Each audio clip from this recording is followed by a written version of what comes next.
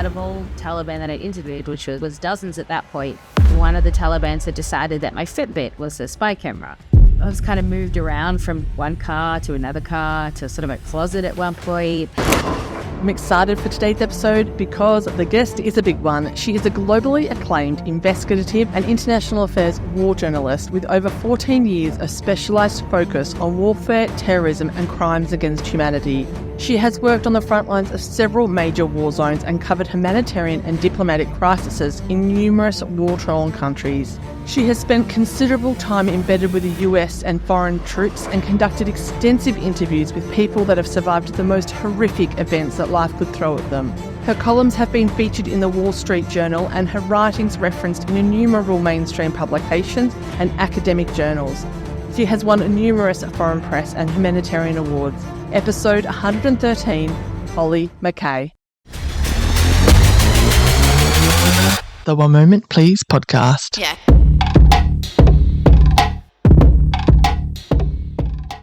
Hi, Hollie. Thanks for joining the podcast. I'm really excited to have a chat to you, and particularly because I obviously know you've heard you on some amazing podcasts. Jocko's been one, Andy Stump's been the other, and followed your journalistic and podcasting journey really quite closely. So I'm excited, but also I'm very excited because the people that I have in contact with in terms of the Special Forces community, when they found out that I was interviewing you, they were, in their words, frothing. That's kind. Apparently, they said you've seen more combat than most Special Forces people out there in the world. So I'm excited to have a chat to you about your experiences. Yeah, absolutely. How did you go from ballet dancer to investigative journalist in war zones dealing with ISIS and Taliban and jihadists? It wasn't really a trajectory that I'd planned in any way. I came over to sort of finish my degree from Sydney to New York. That was in 2006. So it was sort of the very beginning of this digital era in news where everything was still very TV-centric, but you had sort of websites coming and it was sort of growing in importance, but it really wasn't there yet. And so I was in New York and I sort of randomly got this internship with Fox News. And I always loved to write, but I certainly didn't plan to be a journalist. That was not something I necessarily aspired to be. It wasn't something that was just on my radar. I was planning dancing, and when I got an injury, I sort of had to think about pivoting, but I still wasn't quite sure what that looked like. So anyway, I got the internship and then was, in this very fast-paced newsroom, which was very exciting. And then from there, I was very lucky that the boss sort of came in and they were trying to bolster up their LA bureau at the time. And so he said, look, if you go to LA, we'll sponsor you. And I think I was 20, just about to turn 21 at the time. So it was sort of an incredible opportunity. So I kind of fell into it in that way. And then in LA, I was very general assignments. So 1 minute you would be on an Oscars red carpet. The next minute you would be down at the courthouse covering some big case. And then I would be investigating something. But I was always up for anything. And so it was very much a baptism by fire in the beginning of my career. And then I guess a few years into it, I had always traveled a lot. I loved to travel and was doing some work and traveling in the Middle East. And I really just realized how much I didn't know.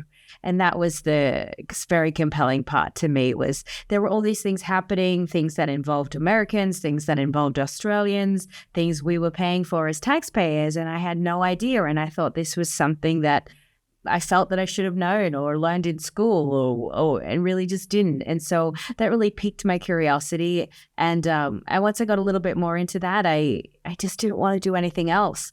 So I very much had to push to get myself into that world, and I wasn't going to take no for an answer, and was just zestful in every way possible. And so I guess with that will and that desire, that's really what drove me and in forging those opportunities and carving out my sort of journalistic niche in that world. What was it that you were seeing initially that was sort of saying, hang on, I didn't know anything about this? Yeah, I think it was just really, everything that was happening in Iraq in particular, because I was sort of more on that part of the world at that time, and then later Afghanistan. But just not having, I guess, a really solid grasp of exactly what terrorism meant, who the terrorists were, what they wanted, what they represented, and how we fit into the big picture, what an invasion into that country meant, how that had changed the country, and just really kind of looking at it also from a very cultural lens.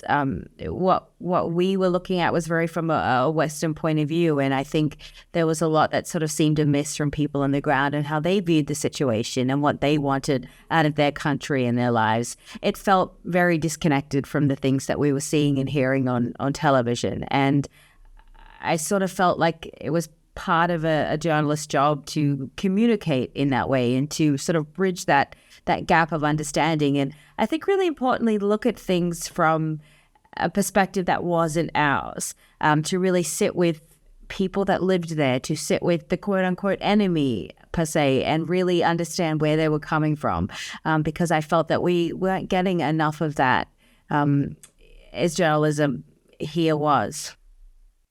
When we think of journalism over in war zones in particular, we think of camera crews and going in, and they obviously are trying to mitigate, any safety concerns as much as possible. But the image that I have very much is with you is that you're going in solo, sitting on the ground, cross-legged, having meetings and conversations with terrorists, really. I just don't understand how you feel safe, and how is it that we have a perception?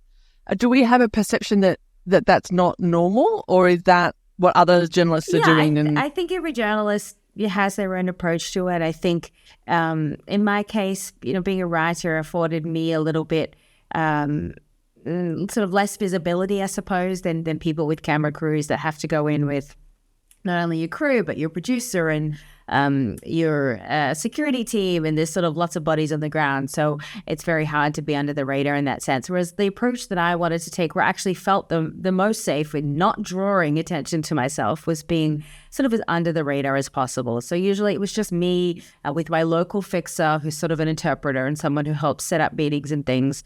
And then the driver, and kind of going in very much with the locals, very much doing things as under the radar as possible. And I felt that afforded me to really get into the inside and to be able to sit with people sometimes for days or weeks and really understand their story, as opposed to just kind of going in there for 1 hour, needing to get that soundbite and getting out. And so in a way that felt safer to me, because I wasn't drawing so much attention to myself, as I wasn't going around with security guards. I wasn't sort of letting people know I was there. Although when you are in a war zone, whether you like it or not, word gets around really fast and people find out you're there anyway, whether for good or for bad. But I felt that in that approach, not only could I get to the heart of the story, but then I could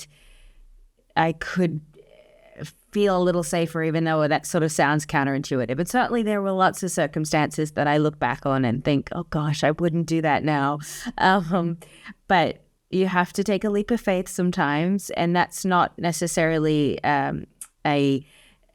an uncalculated leap of faith. I think you have to weigh up what you think you can get out of it. You have to take into consideration how long you need to be there, and really also the lives of the people around you, the driver, the interpreter, and anyone else who might be with you. And I certainly never wanted to endanger them for the sake of getting a story. So there are always a lot you have to weigh in. But I think if you're going to be a war reporter, you also have to accept the inherent level of risk that comes with that job. And if you're sort of not willing to go out on a limb in any way, then it's probably not the job for you. And that's okay. There are still plenty of other great types of work and stories that you can tell from those same places. You can go to refugee camps, or you can kind of stay back a little bit. But if you are going into sort of a hot zone, then you have to be prepared to take a mitigated risk. When you're going into these places, do you have the book idea in mind, or does it come to you as you're interviewing people? It really depends project by project. So with the first book, that was Only Cry for the Living, that sort of was focused on Iraq and a little bit of Syria. I didn't have a particular book in mind. I'd always thought that it'd be interesting to do a book, but I didn't didn't really know what that looked like at that time. And so it wasn't until a couple of years in where I'd already spent, I think it was about 2 years kind of going in and out for long periods. And I just had all these notebooks and I had all this information and I'd written all these stories. And so it was this sort of very discombobulated sense of what was happening. And I thought I wanted to bring that all together into one thing. And I wanted it to really reflect multiple different points of view. So you had the local women that were running the shelters. You had the US soldiers. You had the local sort of soldiers and the different groups there. You had militia groups. You had the terrorists themselves. You had Washington and politicians. So it was just this sort of very big mishmash of different perspectives. And I felt like that was really the only way that we were going to gain really comprehensive understanding and sort of the big picture of what was happening. So essentially, I sort of put all these different notes that I had and things together into kind of what I call memos. They're essentially small essays, and to sort of tell that story kind of through the trajectory from the beginning sort of through to the end and then into the aftermath a little bit. And then with the Afghanistan book, that was something I planned with my photographer, Jake, to do sort of before we went.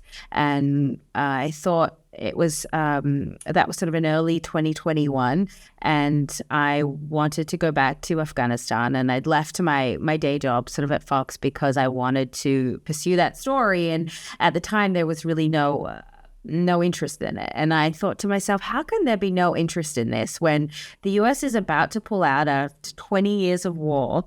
And this is sort of the last hurrah and we don't know what to expect. And so I felt very strongly about it. So much so in, leaving my job to kind of go back and move there.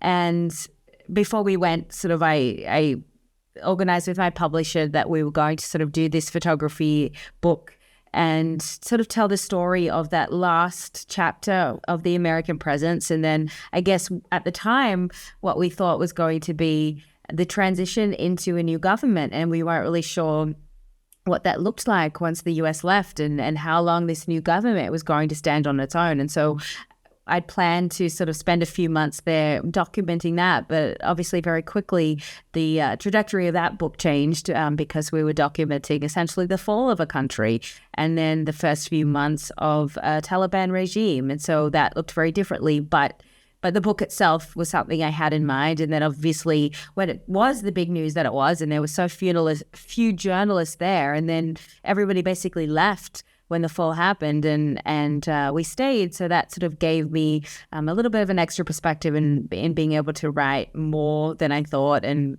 do articles and things as well. But my real goal there was definitely the book.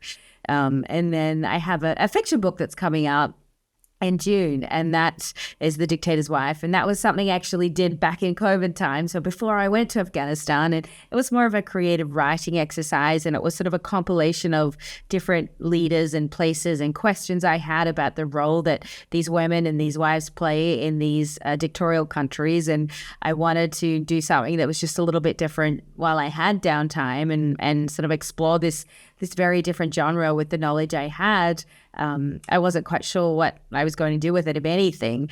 And so that really only kind of got brought back up to the surface in the last year or so. So whilst that was planned, it wasn't something that I immediately even thought that I would necessarily publish. And I have future books sort of on the slate too. So they're things that I'm planning. So I think going forward, more of my projects are going to probably be a little bit more planned, so I could really tailor my trips toward that. But yeah, it's all just sort of, you have to be very open-minded and you have to go with the flow, and you have to plan, but not plan too much.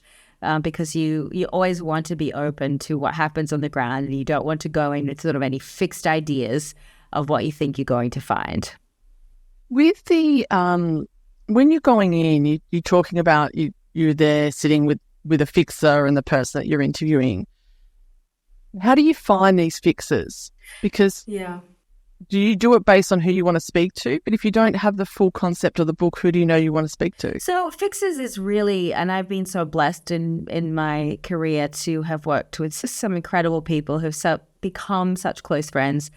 Usually it's through word of mouth. So if your friend worked in that country, then they'll be able to say, hey, I worked there and I worked with so-and-so, and they'll refer you. And then if that person can't work with you directly, they'll say, hey, but this person can. So it's sort of a bit of a kind of going through your contacts, and you can do your best to verify people, but that's a little bit of a challenge in foreign places. So you really have to trust the networks that you're finding them through. In the case of the fall with Afghanistan, that was a really unprecedented situation because the fixers that I knew had all fled the country, and so we come back to Kabul, and I didn't know anyone that was still left. And at that point, the language had gone from Dari to Pashto. And so I also needed a fixer that spoke Pashto. And so that was a bit of a challenge. And it was funny, I was posting articles and things about what was happening in Afghanistan, and a few Afghans sort of reached out to me on LinkedIn.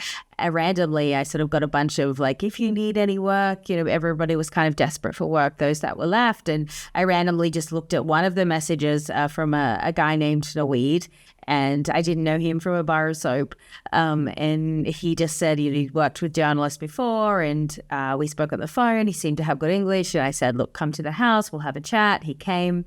He seemed decent enough, but who knew? And I said, well, we'll start tomorrow on a story, and you can kind of come and have a trial with us and see if that works. And I'm on the board of a hospital in Kabul, so we went there, and it turned into it was sort of the first woman protest against the Taliban, and the Taliban sort of retaliated very hard. And so once sort of all the gunshots had calmed down, we went out into the streets, and Naweed was really excellent. He was grabbing the Taliban, for interviews, and that was really his first interaction with them too. And so that turned into a long sort of friendship and working relationship. And so that was just luck. You don't know who's Taliban yourself. You don't know who people are working for who. Sometimes in those situations, you have to, again, take a leap of faith, but that's generally not ideal. Generally, you want at least a little bit of a, personal reference if you can.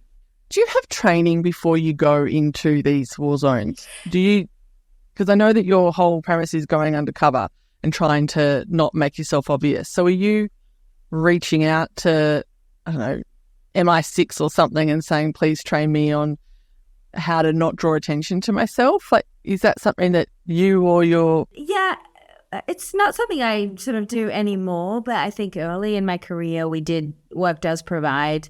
If you're sort of at an organization, they typically provide very sort of minimal. It's usually about 2 days training where you kind of just go through over a few basics and medical stuff. And so I did that sort of early in my career. And then the rest of it, I guess I just sort of forged by experience. But I've also got a lot of people in my life that have had a lot of experience and in those particular zones. And so I have a lot of people that I can very comfortably turn to, I think, with questions, or if I get into trouble. And I always have a sort of a very detailed list of contacts and security whenever I'm going into somewhere like that. So I feel fairly confident in my ability to be able to get to the right people if need be. But again, it's a lot of networks or big kind of institutions. If your staff will mandate a lot of these trainings, and then if you're working more independently, it's a little bit more challenging. It's kind of more on you.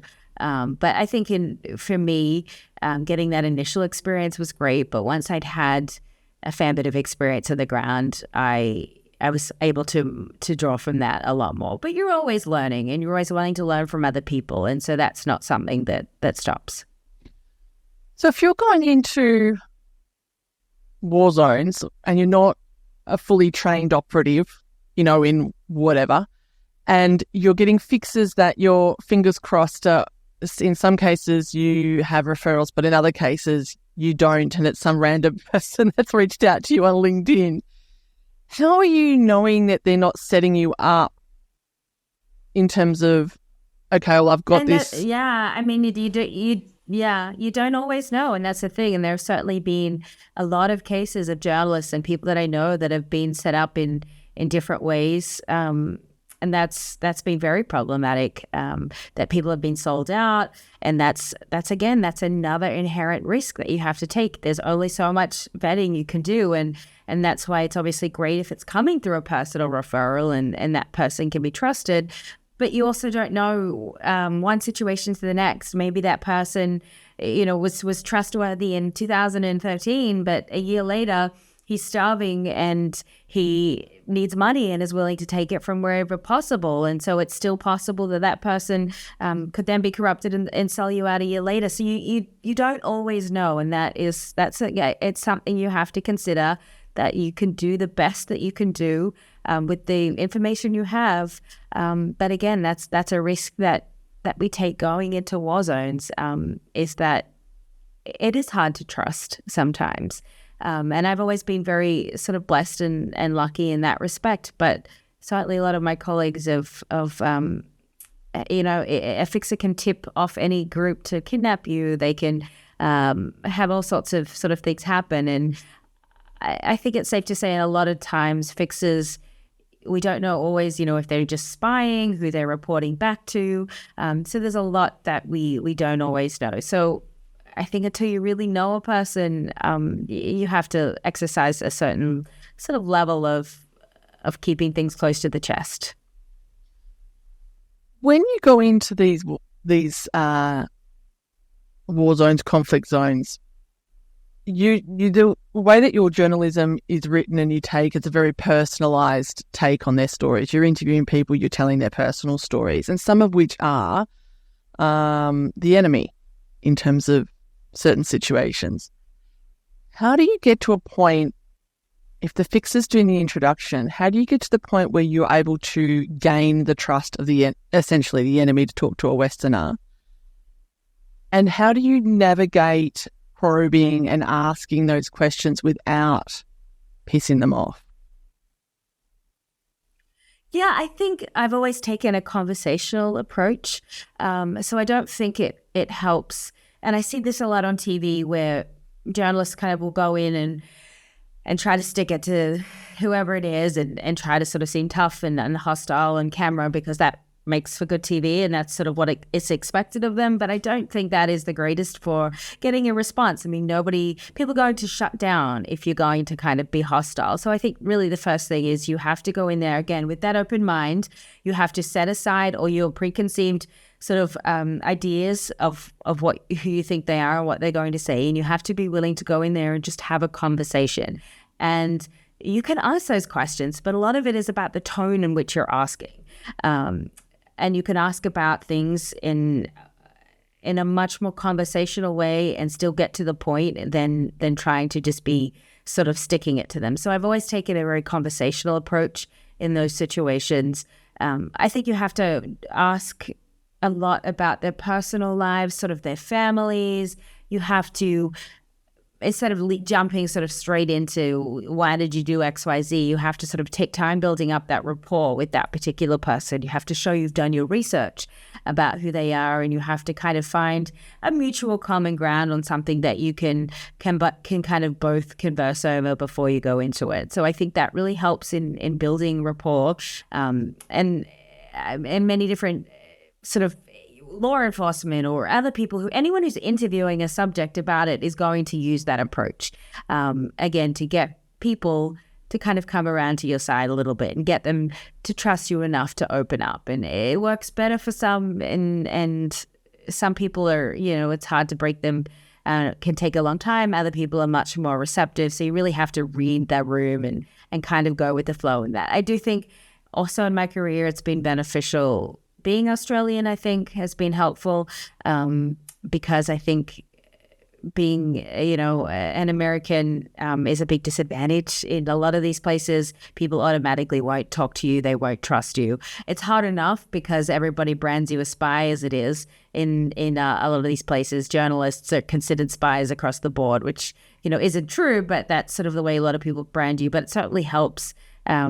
Is sort of being Australian, it tends to take away a lot of the sting that people will have, and they're much more willing to sit down to you. So that's something I've been very grateful for, is having that passport. Has being a woman hindered or helped you? I think for the most part, it's been helpful. Yeah. Less of a threat? Because I think people see you as less threatening. You can also speak to 100% of the population. In a lot of these very sort of conservative Muslim cultures, the males can't talk to the women, and they certainly can't, be asking a lot of, invasive questions if that's sort of what it comes to. So I do think for the most part, being a woman has actually been to my advantage more so than my disadvantage. But, there are slight disadvantages. It might take you longer to convince somebody that you're okay to go to a front line, that's not a problem. Whereas if it's a guy, they probably, it doesn't take half an hour of back and forth. So small things like that. You also do have to be careful, obviously, of, sexual violence and things in certain places. And you have to be mindful of how people can perceive a Western woman, especially sort of traveling alone and, surrounded with a crew of guys, if that may be. So that's something you do have to be mindful on. With the Taliban, it was certainly a different sort of challenge because they were taught that to not look a woman in the eye and that, women should be home. And so that was... navigating that was certainly a challenge, and it was certainly interesting, especially in the beginning, just doing all these interviews where people weren't even looking at you or acknowledging you. But I also had to take a step back and recognize that to them was their way of showing me respect, because to sort of look at a woman was considered disrespectful. So that's certainly something that was challenging to navigate. But and there were a few situations where Taliban wouldn't talk to me because I was a woman, but for the most part, I didn't find it a huge hindrance. And I think in part, you're sort of a third gender in a lot of these places. So they don't consider you like the local women, but you're not a man, so you're sort of in the middle, and they don't expect you to operate under the same guise as their own women. And they accept that you're Western and that you're going to sort of be different. But yeah, so you can kind of play that middle ground generally. How long are you moving around frequently? So it's not, you mentioned that word gets out that you're in the area and that you're in Afghanistan or Iraq or whatnot.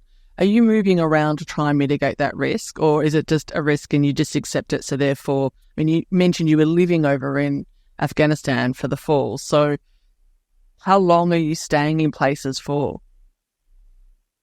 It really depends on the assignment, what I'm trying to gain and where I am. So it's hard to answer in one way because I could be in sort of one place. I could be, if I'm in one country, I may be here for a few days and somewhere else for another few days and then somewhere else. So I am moving around sort of in that sense. But in the case of Afghanistan, I had a house that I had in Kabul, so that really was my mainstay. And I traveled around to sort of all the provinces from that. But would always sort of come back to my base, and I felt ready at that point. I knew when it was time to leave, if that makes sense. I started to feel a little bit like eyes on me, strange things happening, and I think when I did get out, it definitely was the right time to get out. And then, so happened that a couple of friends of mine after that ended up getting detained. And they were detained for, I think, 6 or 7 months. So I felt that I got out the right time that I did. Having said that, I've still been detained 3 times, but only in short periods. So that's been a relief. But I think, again, you have to read the room. You have to know when you've sort of stayed your welcome, and when it's time to go. And with that particular time in Afghanistan, I did go back the following year, but I was grateful to get out when I did, as much as I loved being there and I loved my life there. I knew that I just felt intuitively that I'd outwon my welcome. What was happening that you said some strange stuff was happening? What was happening that made you sort of go, I need to get out? Yeah, just little things like I'd be at the cafe that I'd go to every day, and like a random, Taliban intelligence person would sort of walk up and demand to know what was I doing and want information about where I was going and things like that. And then information was kind of getting back to my fixer about me, and questions were being asked. And then another Taliban would lodge a complaint about something that I did or said, and just little things just kind of like that just kept adding up.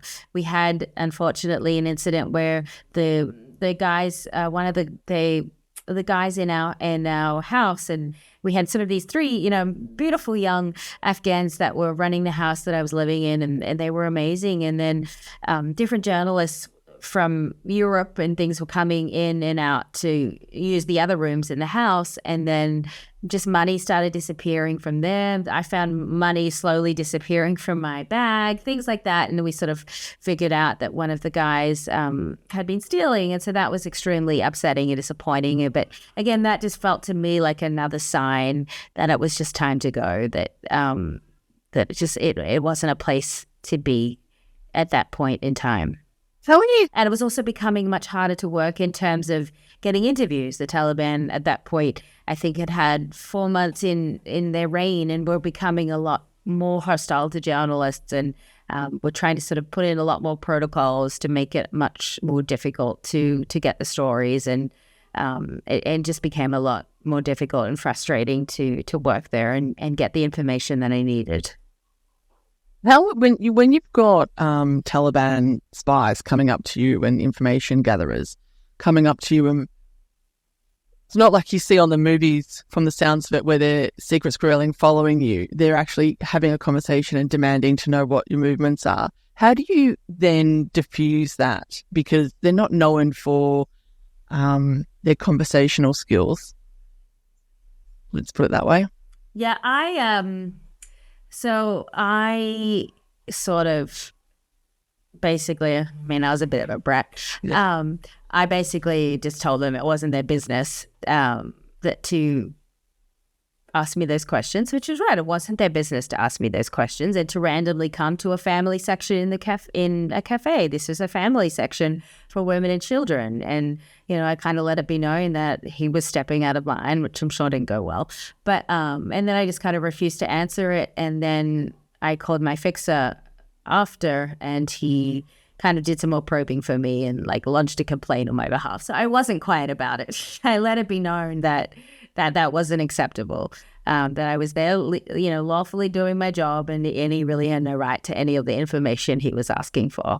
That, to me, I guess at that point, I wanted to, sure, I could have shoved away and made up some excuse or whatever, but at that point, I also wanted to let it be known that the Taliban was the government, and that there were certain lines that couldn't be crossed, and Taliban themselves, these were their own rules that they weren't trying to overstep. And so when one of theirs was going out of line, I felt that it was important that I acknowledged that, and that I wasn't just going to kind of sit there and say that was okay. So I thought that sort of small things like that did matter, because ultimately, I have the safety to leave, but if other journalists are going to sort of come in there and do their jobs, then the Taliban needs to know what is and isn't going to kind of work. And ultimately, at the end of the day, they've decided to make life very difficult for journalists there, and to kind of be that overarching person. But I think in the beginning, there was a little bit more hope that maybe there would be a little bit more freedom of movement and press.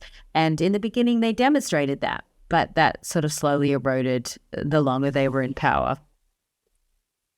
Did it surprise you during the fall of Afghanistan, the withdrawal? Did it surprise you how quick it was? I mean, you've covered it for a while, you've been there in other times. Did it surprise you as it did other military personnel and or government officials in the US? Yeah, I think the speed of it surprised me. I don't know that I was surprised that it happened, but I think certainly the speed of it was not something I had anticipated. I didn't expect that before the US had even left the country that the government was going to fall. So it happened so quickly.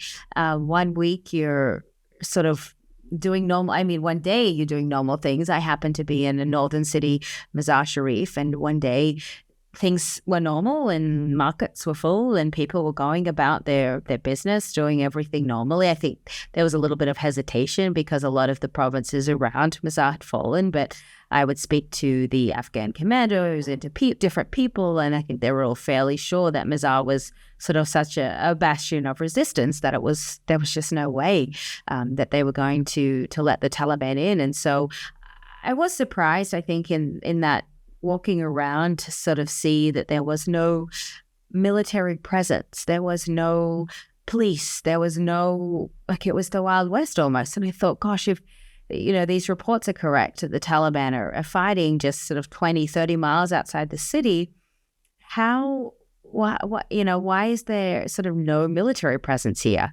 And that was sort of a Thursday, believe that was the Thursday. And then Friday, I remember it was a little quieter, but again, things were still sort of humming and people were a little uncertain. But again, all the information that I was getting from Kabul was that, you're safe in Mazar, you're fine in Mazar. There's no way that Mazar is going to fall. And I had my flight booked back to Kabul for, I believe it was the Sunday or Monday. And then Saturday, it just, I woke up and it was just this sort of dead city. And it was like everybody was fleeing and getting out and lining up at the banks to get all their money out before trying to get out. And it was so confusing because on one hand, I was hearing, oh, no, it's not going to fall. And then on the other hand, you're hearing everybody's like, no, it's about to fall. We're getting out.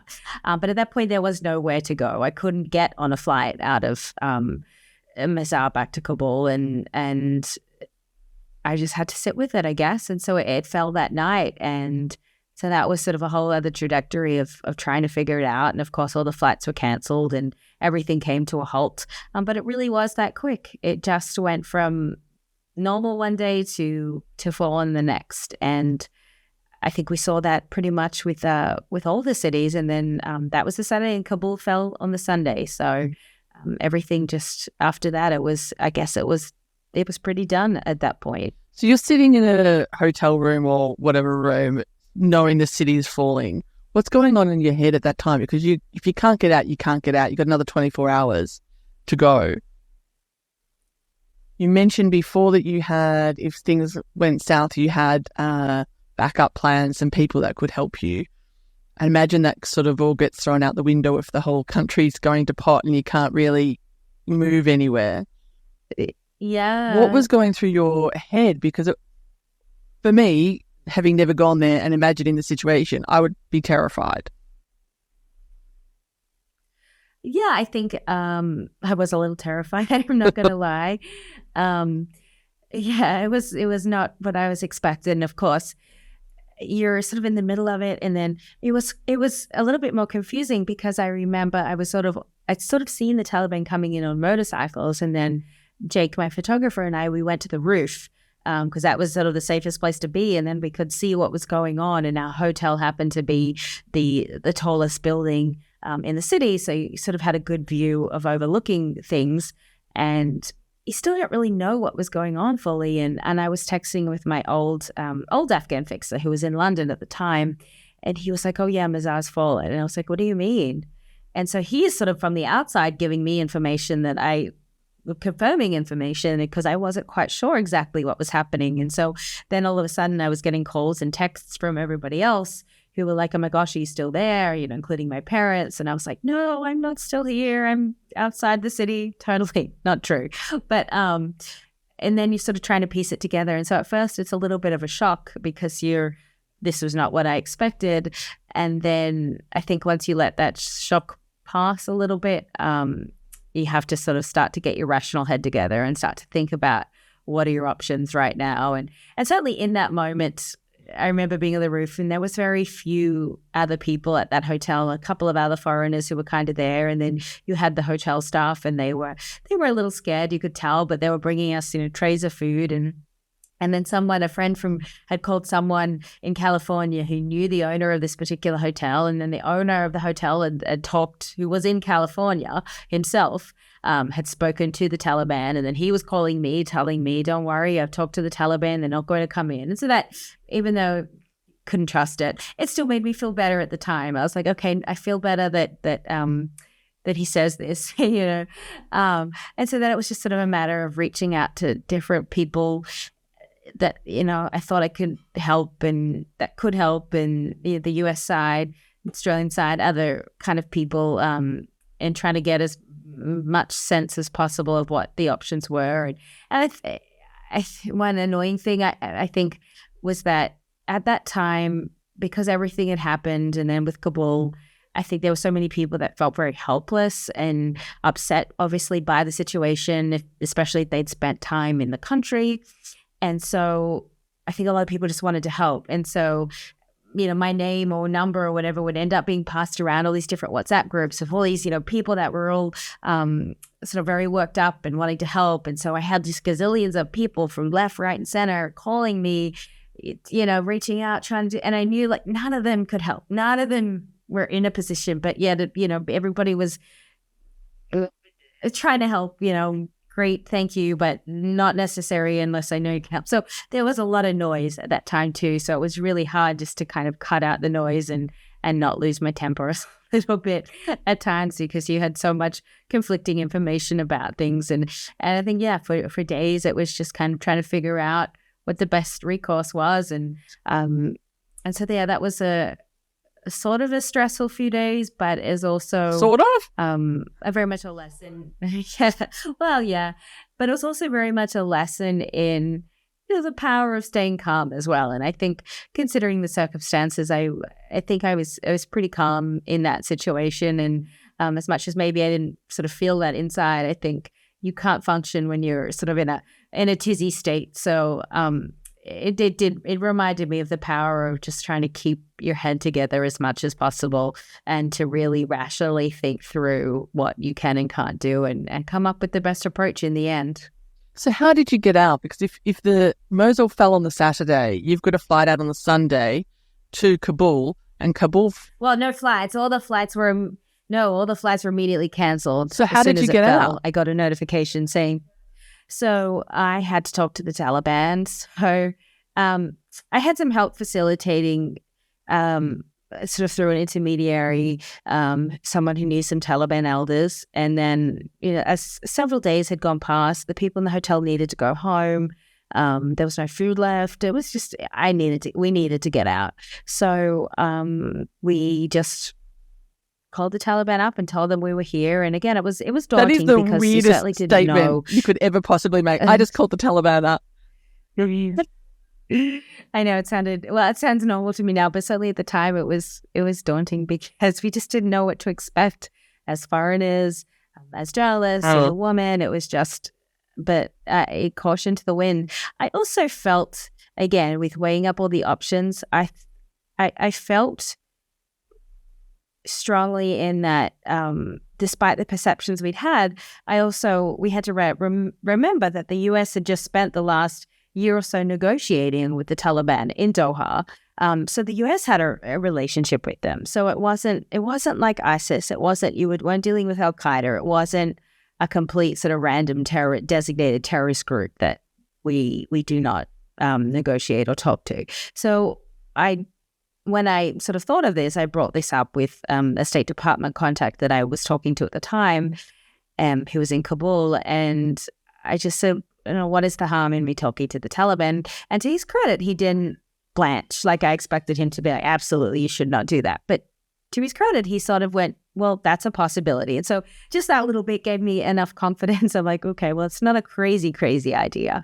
And then it happened very quickly. Once we sort of decided that was the route, it was sort of suddenly they were there, and I was grabbing all my stuff together and trying to get out. And then they'd sort of parked in the very basement of the parking lot. So it wasn't like I was just going into the lobby to see them. I had to go down into the basement with all my stuff and get into their car. And so the plan was that they were going to take us to the Uzbek consulate, which was closed at the time, but they were going to reopen it for us. A diplomat had sort of opened that channel. So that was great. So we kind of got into the car, and it was very strange. I didn't know what to expect, but they were sort of like, welcome. And so I was sort of like, okay. And then I just started conducting an interview. I asked, through the the translator that was there, can I ask you questions? And they said, yes, go ahead. And so I sort of started to ask them a lot of different questions about what they believed in, their government style, coming into Mazar, their first, I guess, few days of being in power again. And that was sort of my first sort of encounter. And then the Uzbek consulate sort of facilitated another Taliban group to escort us to the border. But these first Taliban elders had told me that I could stay, and they, if I went to Kabul, they would give me a permission letter, and I still had all my stuff in Kabul, and I kind of wanted it back, and I certainly wasn't ready to leave. So we ended up going with this other young kind of group of Taliban who were a bit of a ragtag, funny group of people. But so we ended up going to the Uzbek border, and then I decided that the story really, was only beginning, and just because everybody was sort of getting out, and that it wasn't time for me to leave. So I decided that I would sort of continue to stay and work there for as long as I could, and that kept me there for the next 4 months. Oh. My parents weren't happy with that decision. Neither were a lot of my friends. They were like, I can't believe you got to go out and then you went straight back. I said, yeah, that's like you're heading to the border. What do you say, Chucky? You want to head back to Kabul? Like, crazy. Yeah, well, we did go into Uzbekistan and then we're back. And then I ended up we were there for a little bit, went to Tajikistan. I was just doing a little bit of like work around the area, and then went back into Afghanistan, like walked over the border with my little roll-on suitcase, and then did this sort of crazy 14-hour journey back to Afghanistan, back to Kabul, through all of Afghanistan in this like broken down car of someone in India who knew someone here who connected me with a driver. Because remember, at that point, everyone I knew had sort of left, and there weren't too many people that were willing to drive across the country. But having that couple of days of reprieve also gave me a chance to, get money out, just do a few things, because I knew that the banks were going to be shut down in Kabul, and so all those things. So it was a bit of a blessing in disguise, because I don't think I could have stayed there for that long without kind of being a little bit more prepared, just knowing that a lot of the resources that I relied on were no longer going to be available to me. When were the 3 times that you got detained? Once was when I went back. So that was not long after. That was on a trip to Kandahar. And we were at the Spin Boldak border with Pakistan. And it was just, we're trying to interview people. There was crossing. There was a lot of skirmishes happening, sort of a bit of shooting back and forth between the Pakistani forces and the Taliban. And it was just, masses of people. They'd closed the border. There were a lot of, typically Afghans go very much in and out of Pakistan because they need to get, medical treatment. They need to get proper hospitals. Just, they have families there. And that with the fighting, Pakistan had closed the border. And so it was a bit of, for lack of a better word, a shit show. And so we went down there, we're interviewing people, and we're just getting insanely mobbed. And that was actually quite terrifying, because no matter where we went, this is where you just could not be under the radar, and trying to talk to people and them recognizing a foreigner, because I was with a photographer, which was not my normal style.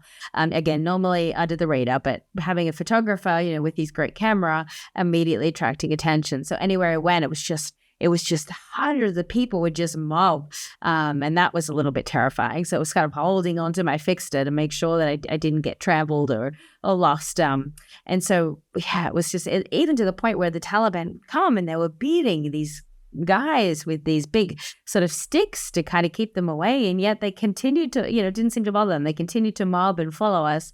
And just attracting that level of attention obviously attracted the level of the eyes of Taliban higher up.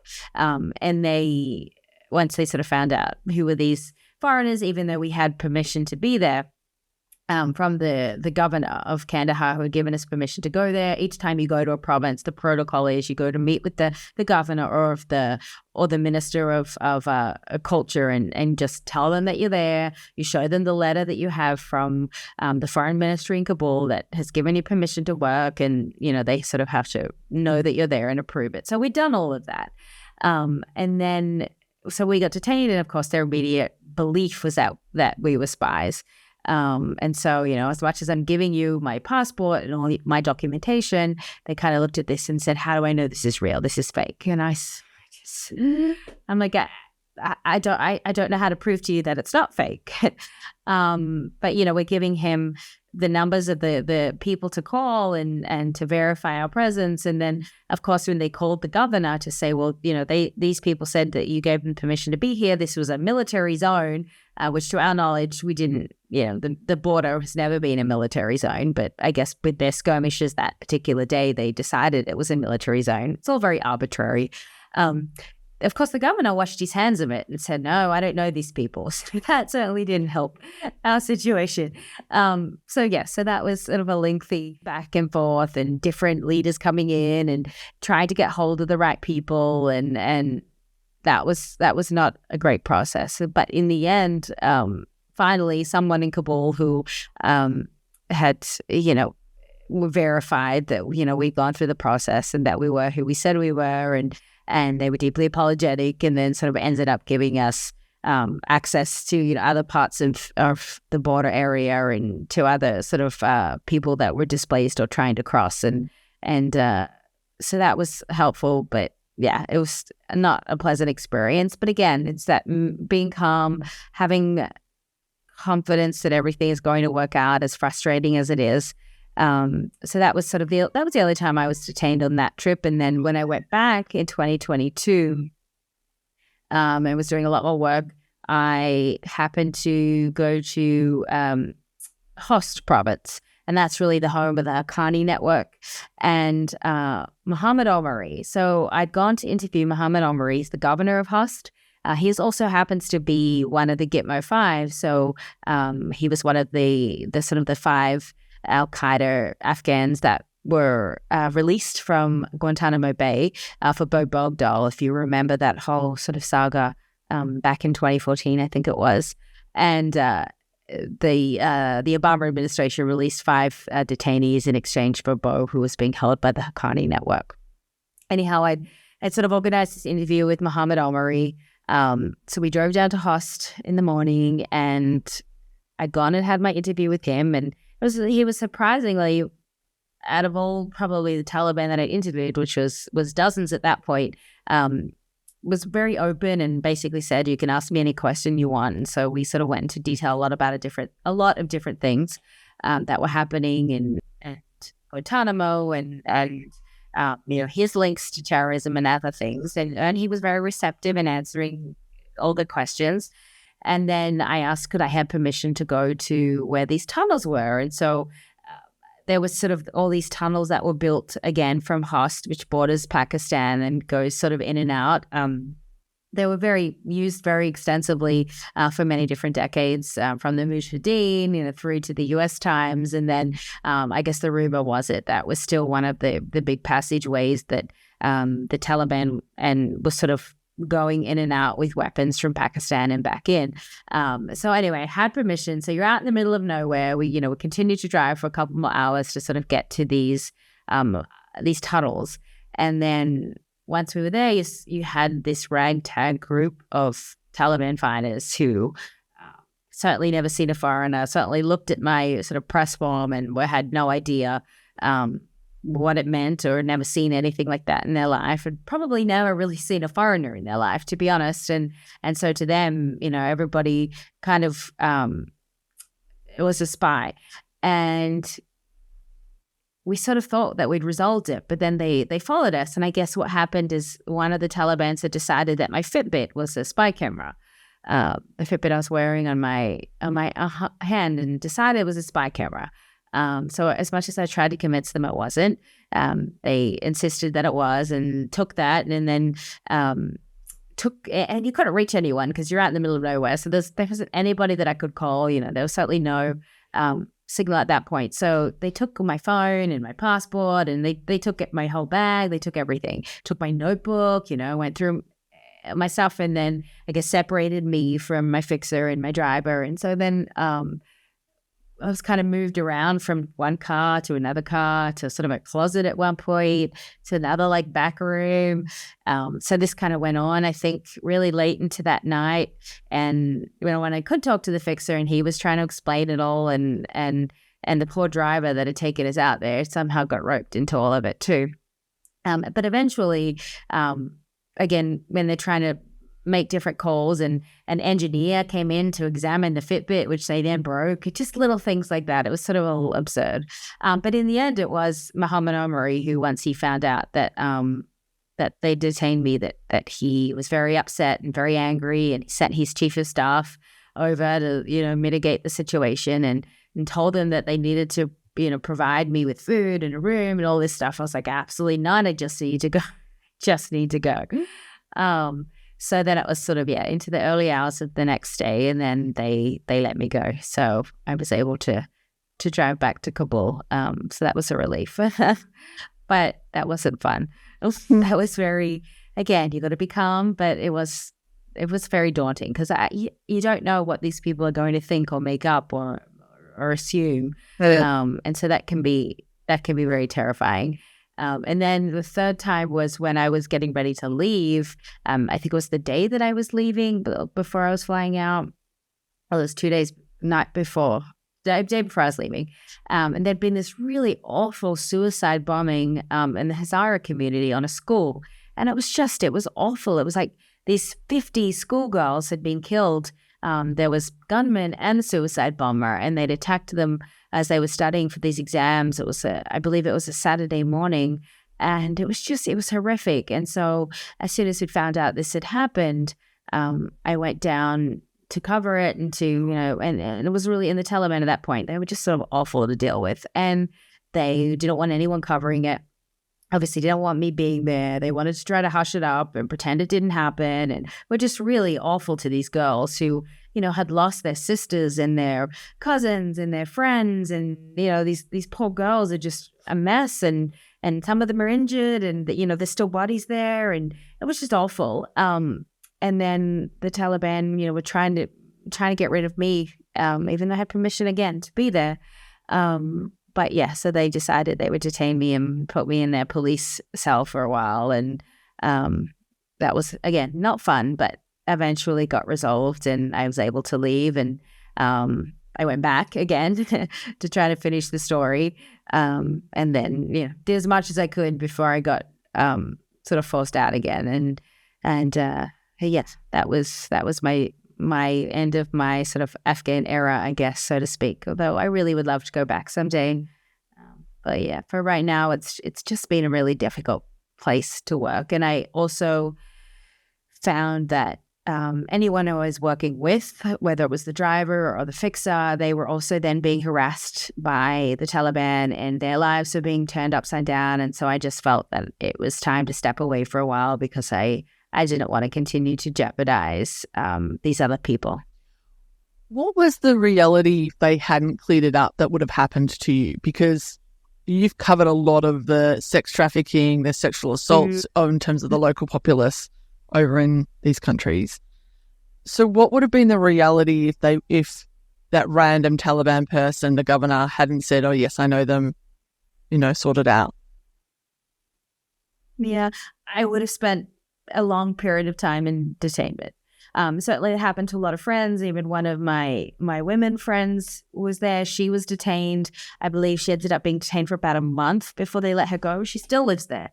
So she's still very determined to stay there and do her work there. But and again, other British friends of mine were detained for, I think, 7 months. There's been other foreigners, Americans and things, detained for even longer periods of time. So yeah, I probably just would have ended up detained until some arrangement could have been worked out. Ransom. Or they decided that I was innocent, or I don't think it was a ransom. That's usually not the Taliban's MO.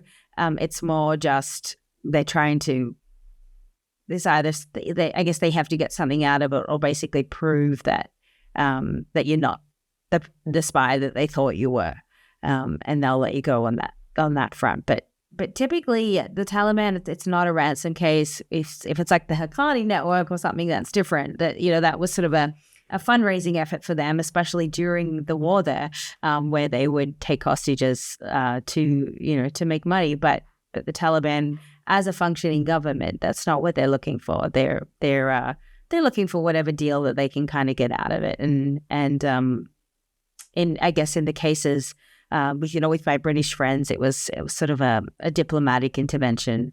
I think eventually that sort of worked out. But those things really take time. I mean, you can spend, and that always scared me more than anything, really in any country, people always ask you, oh, what's the scary situation? And it's never about terrorists to me or the bad players or bombs. It's always about these hostile governments and what they can do. And to me, that's a lot more terrifying, I think, than terrorists, in the sense that they can take you and accuse you of being something you're not. And you can spend the next 10, 15 years behind bars before somebody or your own government can get you out. So that's certainly always been something in my mind, and something that has felt much more frightening to me than any kind of a terrorist situation.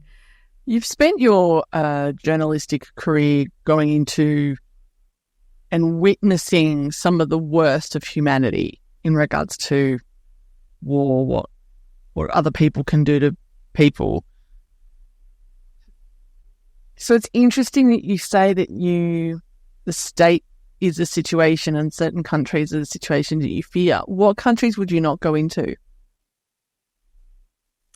Well, I've worked in Iran and Syria, and both of them are very challenging, so to speak. I think Iran, as probably I've done my time there, and I don't think they would want me back, and I certainly don't know that it would be safe for me to go back there. That was certainly one place I was always very worried about. I mean, they will round people up. It takes one person maybe to go and down to the police station and say, I think so and so is a spy, and there's no evidence needed. They will just come and get you and take you to Evan prison, and they don't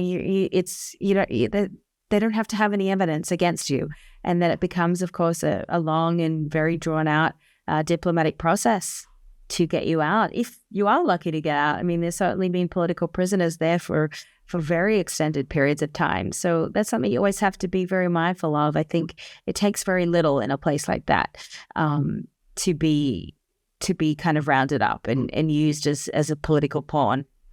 And so for me, my time there, I was fortunate. Nothing like that really happened sort of until the end. I started to get followed again. But I thought certainly when I was out, looking back on it, I was very nervous about sort of even going there in the beginning. And I was alone, sort of, with my backpack kind of moving around the country. But I think that's sort of the situation where so many people have dealt with the wrath of the regime in that way. And certainly they're always looking to trade a bargain and to get one of their people out, or to get something out of the US government, if you will. So I think that's just something that's always scared me, of the idea of, I think, being in one of these horrific prisons for 10, 15, sort of the prime years of your life, and you never knowing whether you are ever going to get out. And people have, again, they've disappeared in these countries too, and where they've been taken into detainment and sort of not seen again. And I think that that's always a lot more terrifying than I think what a terrorist can do. You mentioned that in Iran you were getting followed. How are you picking up that you're getting followed? You don't have training. It's not like you're James Bond. So how are you picking up that someone's following me? I would see the same person in different places that I was going, who would sort of try to ask me questions, and it'll be, I'd be here and then I would be in a completely different province, and that same person would sort of randomly be there. And sometimes they're not really smart about it. Especially Iran, they're actually a little bit smart about it. Iraq, I remember if they followed you, they would be in this like really hideous like leather jackets and aviators, like just this silly out of the movies kind of thing. I was like, you guys are morons.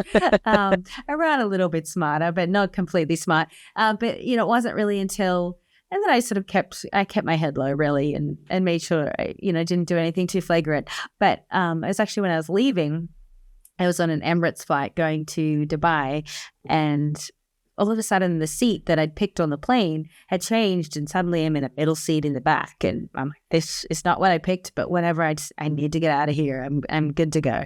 And so I flew out, and the guy next to me, just immediately starts asking me a ton of questions, and I sort of looking at my phone, and he's just, asking me what I did, who I met with, where I went, what I thought, what I saw, and I just was kind of playing off as a very just sort of a backpacker, and I was just sightseeing and trekking around and playing tourist kind of thing, and he just sort of kept hammering me with questions, and so I sort of started hammering him back of like, what are you doing in Dubai? And he didn't really have a lot of great answers, and I said, how long are you staying? And he just sort of was like, oh, I'm coming straight back, and he wasn't very well prepared. And then he would continue to ask me all these questions, and so I just kind of put my headphones in and pretended to sleep because I got a bit annoyed with it. And then as the plane landed and I got up, he sort of said, well, nice to sort of meet you, Hollie. And I looked at him and I said, Ali, it was so lovely to meet you, and I never told you my name. And I just left, and that was it. So you seem to brush these circumstances off, and it's just one of the things and part of the job, whereas most people would not do that. And it's surprising everyone, like the common theme in regards to these stories that you're telling is that they're suspecting that you're a spy. So I am then interested that you're going, I was just a backpacker, and you didn't just say I was a journalist. So have there been, I know that sort of CIA, and because you're a dual citizen now, don't touch any aid workers because they don't want any suspicion. Have there been examples where journalists are going in and that they are actual spies? Why is the suspicion so high? I mean, I really, look, it's always been that way, and I really hope not, because certainly if anybody was doing that, it's extremely damaging to and dangerous to anyone in the profession. And I certainly would hope that journalists have enough integrity not to do that. I mean, I can't speak for every country, but I certainly think in the United States, and I'm sure Australia is the same, it's a very much a no-go zone in that way. But regardless, I mean, it's just these places tend to be the land of conspiracy theories. So these stigmas have lasted forever, and they're never probably going to go away. So you're always going to have that tag on you no matter what.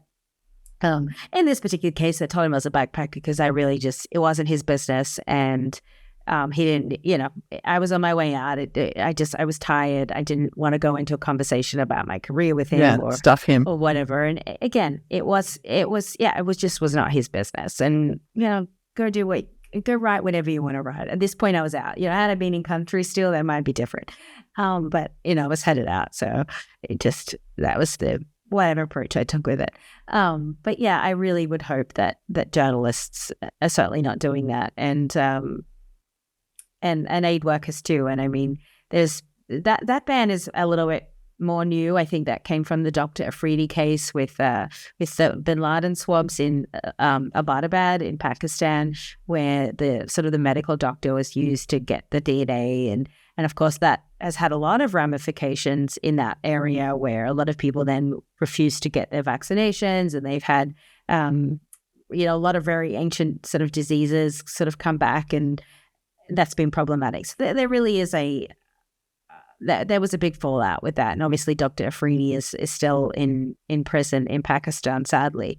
But yeah, so I would hope that those sort of professions, people would use their integrity to sort of not be involved in that world as much as possible, and that the US government as well would uphold those standards and not try to recruit people from that, from those places either, because we do need some distinction, and journalists should never sort of be representations of the government, and same with aid workers. Both are considered to be non-combatants in any way, shape, or form. And once you're sort of associated officially with a government, you are a combatant, and so that is, and that puts every other journalist at risk as well. So I very much hope that those values are upheld. You often, well, I don't know often, but you have sat across some individuals that have committed particularly horrendous, say, crimes against humanity, put it that way, put it nicely, basically tortured local populace and been horrific. How do you control first of all, do you get a sense of the evil when you're sitting across from them? Or are they just like a normal person? I think it's very situational. I think sometimes, yes, you can really sense the pure evil. You can see it, you can feel it, you can smell it to a degree. But in other cases, the other cases are actually a little bit more harder to stomach because they seem like normal people. They seem like an everyday person that you would see down the street. And suddenly you're sort of thinking, how do I, is this, evil is you and me. Evil, you can't always tell what it is. And how can this very normal person with a normal life and a normal, it looks so normal and be so evil? And to me, that's always been harder because I think it's so much easier to just completely dehumanize people. When we look at good and evil, and when we sense someone is evil, it's very easy to then dehumanize them and see them as not one of us. But then when you're sort of sitting in front of someone who seems normal enough and has very human, quote unquote, qualities, that's very hard to get your head around. And so that's something I think about a lot, and it still is a struggle. But I think in those situations where you are in those rooms, again, you have to put those preconceived notions aside and just be open to a conversation. And again, forgetting what you think you already know. But simultaneously holding on to it is what I say at the same time, because you've got to know what they did to ask the right questions, but at the same time you have to let go of the judgment really until you're at least out of the room. But for however long, 20 minutes, 2 hours, whatever it is, you need to sort of focus very much on being present and getting the best of what you can out of those situations and listening a lot, because you'll often find that these people have a lot to say. They like to hear themselves speak, and they rarely get a platform to speak, especially with a journalist. And I'm always very transparent about who I am. I'm not going in there pretending to be someone other than who I am. So they know they're speaking to a journalist. They know that I'm going to write some sort of a story, and they want their voice heard, and they don't always have that opportunity. If you're sitting across from someone and you're sensing that pure evil, how energetically are you staying present? Because we're hardwired neurologically to run from from an intuition point of view and a fear point of view. How do you control, what's your process controlling that when you're sitting at that time and go, oh, this person's fully evil? Again, it's just, I guess it's why this particular part of the job is not for everyone, because you have to have a really strong ability to compartmentalize. And so you have to be able to just put the fears, put the concerns, put the gut instincts sort of in a box until, I say that with, caveats and knowing if you're in a really dangerous situation to get out. But you have to sort of put those things aside and just focus on, okay, this is what I need to do, and this is what I'm going to do, and be as mindful as you can. And I think it's a quality that you develop or you hone over time. But I think for me, that's something I've always been fairly comfortable with. I'm fairly comfortable with being uncomfortable, and so that has helped me to do my job in that respect. Whereas there are other parts of other parts of the job that I don't like to do, that other people can do probably a lot better than me. But certainly sitting with people, I have a deep interest in what people have to say, and I think listening to is a skill that I've developed fairly well over the years. And that's enabled me just to kind of sit and be there. And that's all you can do, is you have to sit and be there, and listening is usually more important than the questions that you're asking. So I try to just do that where possible. Again, we all have strengths and weaknesses. I do think that's sort of a strength of mine, but I have plenty of weaknesses. What continues to drive you to go to these?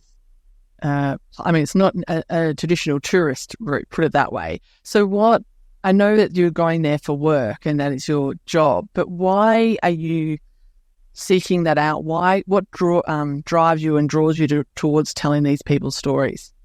Yeah, I wish I could say that I could walk away from it, and it's been, I wish I could tell you I could walk away from it, and maybe, I think, I had a baby 7 months ago, and I've sort of been a little bit detached from it, but I still yearn for it. I still, planning to go back. I still miss it like hell. And it destroys me partly because I wish I didn't feel so strongly about it. I wish that I was able to just go and do something more regular sometimes and be okay with just doing that and being a mom and doing my troubles. But I'm not. And I found that it's been a real learning curve for me, just in taking a back seat for this. What is a very small chapter of time, and how important it is to be with my daughter. But yet I miss these places so much. And I think it comes from a multitude of reasons. It comes from feeling like there are just so many stories that aren't told, that need to be told, and people that will never see any justice for what was done to them. And so somehow through storytelling is one of the very few ways that you can impart some sort of justice to people who'll never otherwise see it, who have had their lives upended, they've lost limbs, they've lost loved ones, just horrific things. And yet there is no accountability. And to me, journalism can provide a certain degree of accountability to them. And so I feel very strongly about that. And again, going back to all the things that we don't know that I think we should know. And so I think being that vessel to a bigger picture. And I really believe that we can't just rely on social media and a little bit of this and a little bit of that, try to piece it together. That's not a story. You've really got to see there. You've got to be there. You've got to see it. And that's something AI or any of these other sort of technological mechanisms coming out, that's something that they can never do. So I think it's really important to have those eyes and ears on the ground. And I think for me, just personally, there's a great sense of sort of camaraderie in being in these places and being with people that, have nothing, but they want to give you everything. And it's such a beautiful and refreshing break from, for example, I live in DC now, which is a very hustle culture and everybody climbing over one another. And so it's really replenishing in some ways to be with people who want nothing from you other than to sort of be present, to tell you their story, and they're so grateful for it. And to me, I would really much rather spend my time with a refugee family than spend my time kind of waltzing around some sort of DC circle, which doesn't have any appeal to me. So there is that aspect of it too. And again, from the personal point of view, it is a sense of purpose that I feel that I can do something that is a little bit bigger than myself, that I can, however, in whatever small, minute way, be a help to a bigger picture in the world. And that's always been a really big driving force for me. I've never cared about money. I've never cared about material things. I find it very stressful a little bit trying to do anything that's normal. Again, that can be a detriment. But I think for me, it does give me a sense of purpose beyond myself. And I think as human beings, we need that. And that looks like different things for different people. But I think we all need to feel like something we're doing matters. And for me, that work is really the driving force in trying to play my small part in what hopefully can amount to a more informed world. Where does that sense of justice and wanting to get justice for other people, where does that come from? I think that's just something that's always inherently been ingrained in me. Since as a child, I always felt like I always wanted to be the mediator in arguments, or I wanted things to work out for everyone, or I wanted someone to have accountability if something had happened to them. And so I think it's just something that's always been very inherent. And then I guess as you get older, and it became so infuriating, still so infuriating, because there's just so much in the world, and there is so much injustices in the world, and so little attention and so little care. I find it infuriating, especially how hard life can be for some people, and knowing that there's just very little that can be said or done that is going to sort of make their lives any better. And storytelling is the only thing I can do to sort of give them some semblance that somebody cares. And I think maybe even more so than justice, it's about acknowledging to people that people do care, that you aren't alone. And, that is the three words I think are really the most important that we can impart to other people. And that is, or four words, I should say, you are not alone. Because I think that is the hardest part for people in war, is they feel very alone, and these terrible things have happened, and it feels like it's going into a big black hole that nobody cares about. And you'll see other things, TikTok and Trump and all these other things that make headline news, but yet people are dying, and people are victims in the most atrocious of circumstances, and that'll never even make the news, let alone headline news. So I think it's important to acknowledge to people that there are still people out there that care, and I write for people who care. And it might not be a big audience anymore, since I do have an independent platform, but the people who read the stuff are the people who care. And that's all for right now. That is what I hope to impart, is awareness. And I think going forward, the next extension, of my journalism career is hopefully kind of going into more of the what else can I do beyond the storytelling and awareness? But I always still come back to what the profession is, and that is to build that awareness and to inform. And that's always been really hard, because especially in a place like Afghanistan, people come to you like, can you get me out? Can you do this? And people want a lot more from you than telling the story. And that was during those months that I was living there in 2021. That was hard, because I was just being bombarded left, right, and center from people wanting help. And all I could do was really refer them to other people.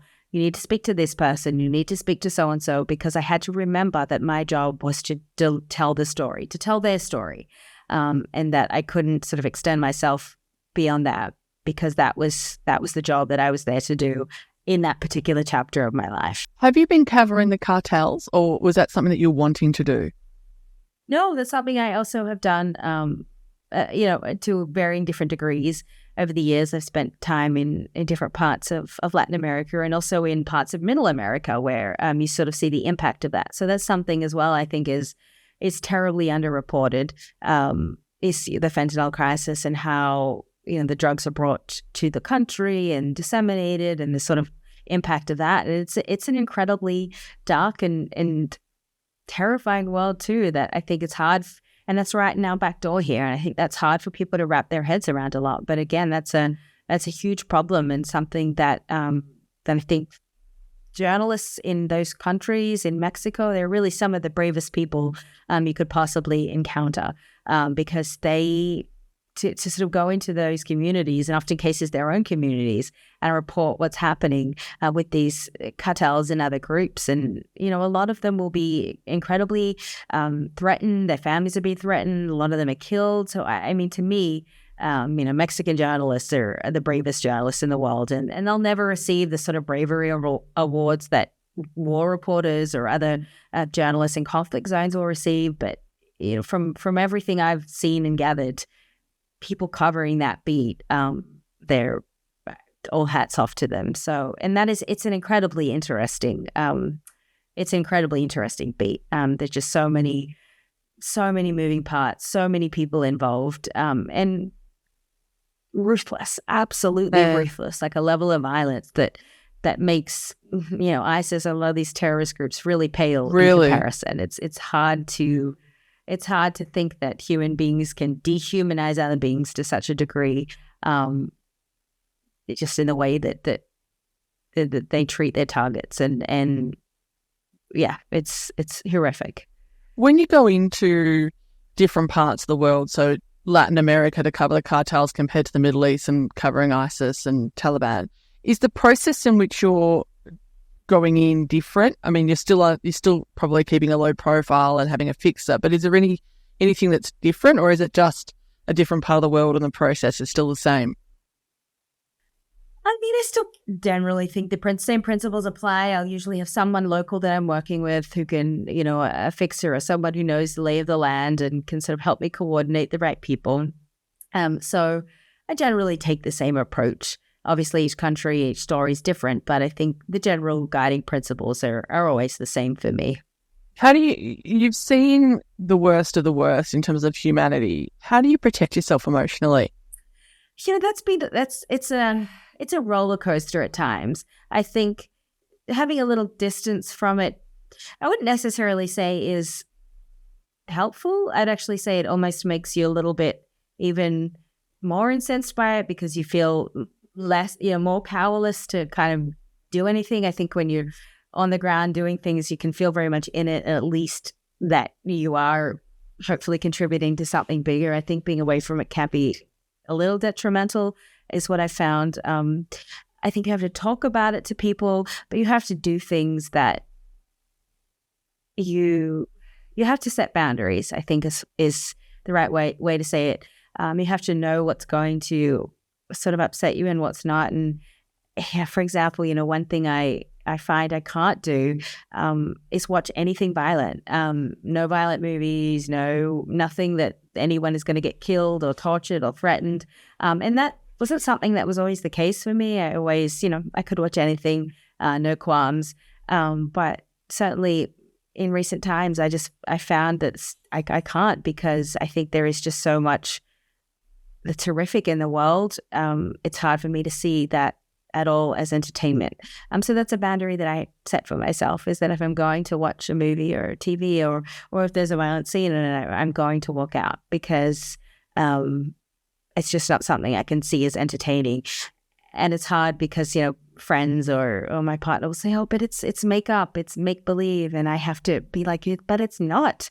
These things really happen. They happen every day. And I can deal with them, if it's for coverage or a story, but it's hard for me to deal with that in my own time and when I'm supposed to be being entertained. So yeah, that's something I do to just sort of protect myself, is to stay away from that as much as I can.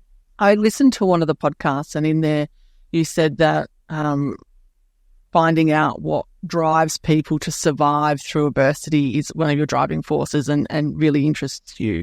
It's one of the premises of the podcast, and reason why I do it, because I find people fascinating and want to understand why they do things and can survive things and push through. Is there a commonality that you found with the people that you've interviewed?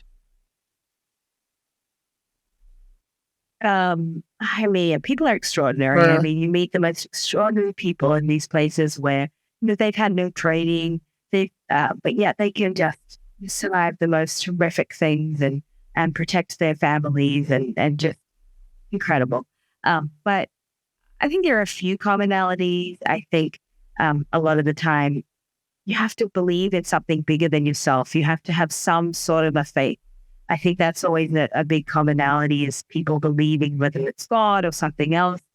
Something is there to protect them. Something is there to guide them. There is a reason this is happening to them. So there's a certain acceptance of that. And then a belief in that they're going to be taken care of. So you have to have that faith. You have to have just an inherent sense of hope. You have to believe that somehow you're going to get through whatever this situation is. And to get to that hope, you have to have a reason for that hope. And that usually comes down to family, to loved ones, to some sort of connection. And so I think for people that people need that connection. They need that human connection to get through everyday life, but they need that human connection to really survive. So that is definitely a big one, along with the faith and the hope. Those are the three big commonalities that I've sort of found of things that people possess that are that have been in really horrific circumstances that have had to sort of push through or deal with horrific injuries and sort of come out on the other side with their new normal, but yet still believing that there is a purpose to their life and a hope for something more. Do you Have you found that focusing on that helps balance out the evil that you've seen? I definitely think so. Yeah. I think that, I couldn't just focus on the evil. I think I would be absolutely driven insane if I did that. I think focusing on sort of the human resilience aspect is something that I find deeply interesting, and I find that there's a lot of focus on great feats that people do. And don't get me wrong, I think if you can run 200 miles or swim across the English Channel or whatever it is, that's incredible.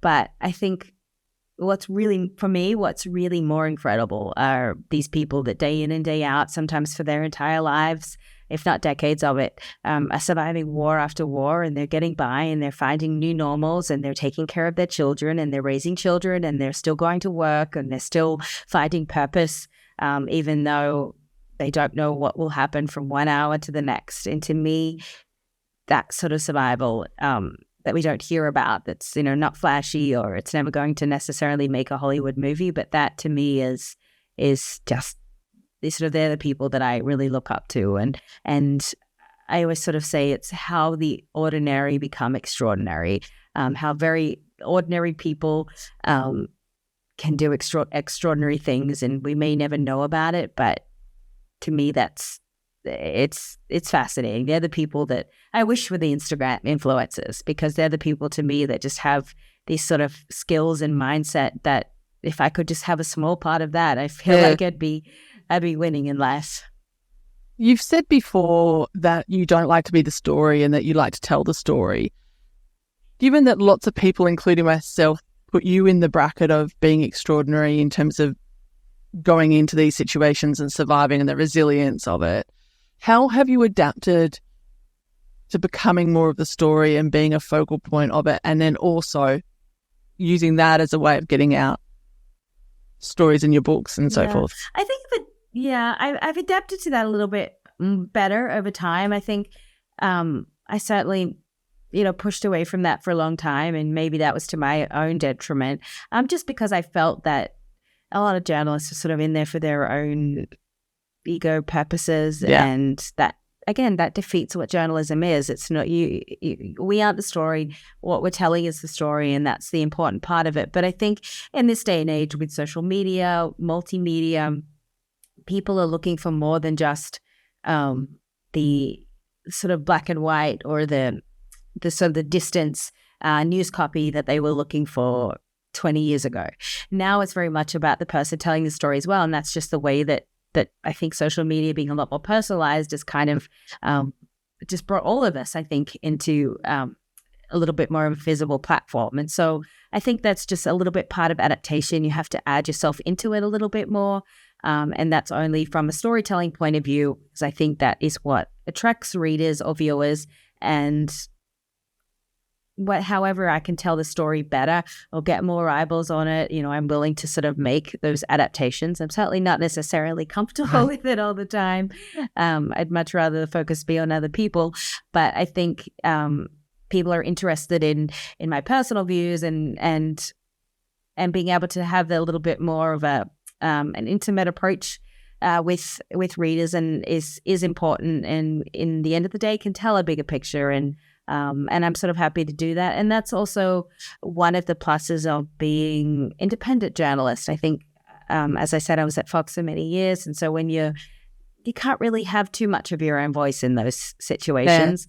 I think maybe a little bit more now with social media, but sort of back then, especially when I was starting or sort of really into the trenches, you weren't allowed to kind of go outside your lane. It's a little different now, but I think you're always worried about saying the wrong thing or having too much of an opinion on, so being independent does give you a little bit more flexibility. And I think when I went to being independent, another part of the reason for doing that was because I wanted to be a little bit more narrative in my storytelling, to be able to tell things a little bit more first person, because I felt that I could paint a deeper picture, and I wanted to do more long form writing, and I didn't want it to be so sort of distant and dry news copy. I certainly wanted to be able to express things a little bit more. So I think when you sort of take that first person helm, you are putting yourself in the seat to bring yourself a lot more into the story. What was the catalyst for writing a fiction, considering you've been so focused on non-fiction and telling other people's stories? You said that you wrote it and it was done during the pandemic, but I mean, I'm sure that you had notebooks upon notebooks upon notebooks in terms of other people's stories from a non-fiction point of view that you could have told. Why fiction? Which is, by the way, Dictator's wife. Yeah, it was really a creative exercise to begin with. It wasn't, again, something I necessarily thought would see light, but it was just something I wanted to look at telling things in a different way. And there was I dabbled in doing fiction, non-fiction version of it, but when I really kind of delved into it and just the access, all the sort of, there were so many barriers to it that I just thought it wasn't doable to get the information that I needed. So I did sort of go down the non-fiction lane initially.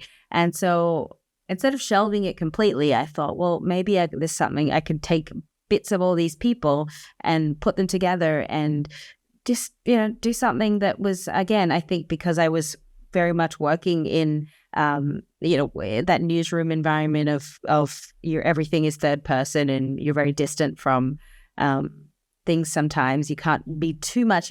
I always injected as much sort of personal as I could, but you still have to stick to those sort of guidelines and news copy. But I think with the fiction, you had a really different chance to express. It was a great exercise in writing.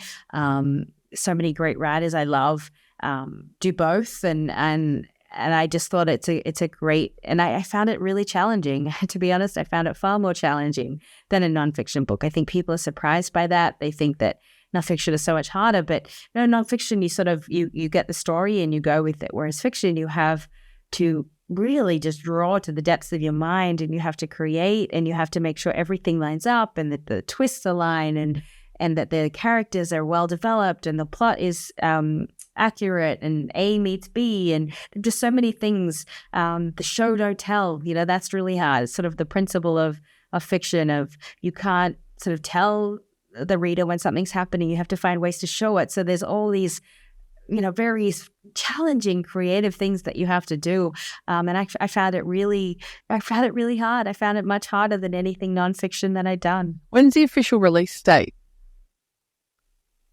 I believe it's June 10th. Okay. And they can find it how? So you can go, the easiest way, if I just give you one link, holliemckay.com/books. That's the book link on my website. It's got all the books. You can pick, wherever you want to buy it from, whether it's direct through the publisher, DAP, or you can go to Target, or you can go to Amazon, or wherever. I always encourage, if you can, support the small business and go through DAP publishers, but it's available in other platforms too. So that's just the easiest way. So yeah, I look forward to, it's a little scary in that just new, but I look forward to hearing people's thoughts. What's next, Hol? So I'm still being mom for now, in just sort of in a bit of a transition, figuring it all out. I'm doing different bits of consulting work. I'm actually ghostwriting for a few different people right now, so helping to get their stories told, which is it's an interesting process, but I'm enjoying it. So working with a few different authors on their books, essentially sort of memoir type books, and then still writing, doing a little bit of defense analysis, but very much determined to get back into the field. I recognize it's going to be a little bit different as a mom, and I'm not going to have the luxury of, living in a place for months on end anymore. But I certainly still very passionate about the work. And I think for me, at the end of the day, it's about doing something bigger than myself. And that's what I found to be really important to me. And that doesn't necessarily have to be in a war zone, although I do love foreign work. But I think telling a good story, whatever that looks like, and being able to build an awareness that wasn't quite there is important.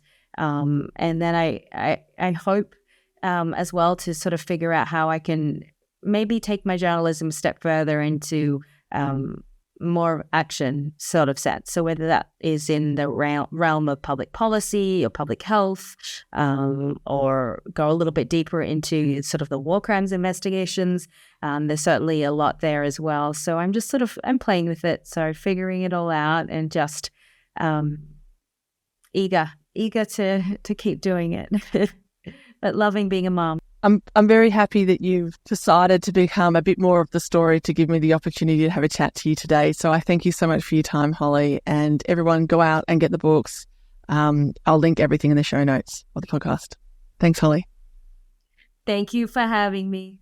The One Moment Please podcast. Yeah.